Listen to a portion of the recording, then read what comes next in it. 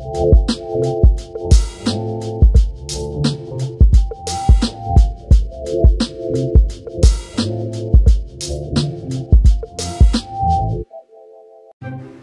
mga ka-reels, ito po ang isang video. Gagawa tayo ng egg roll dipping sauce. Sa isang bowl, maglagay po ng 1 cup na fish sauce, 1 cup of sugar. Medyo madami pero, mukha lang madami pero hindi yan madami. Sapat lang yan.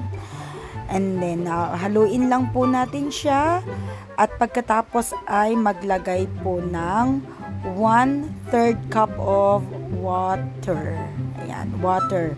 Tapos, maglagay din po tayo ng 8 tablespoon na lime juice. Ayan, haluin lang.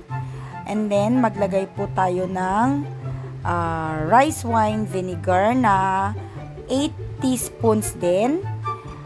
And then, 4 cloves of garlic po. Chopin nyo na lang din yan. And then, meron po tayong haluin lang din yan at maglagay ng chili flakes. Yan, chili flakes na yan. Nasa sa inyo na kung gaano kaanghang ang gusto nyong maging anghang niya.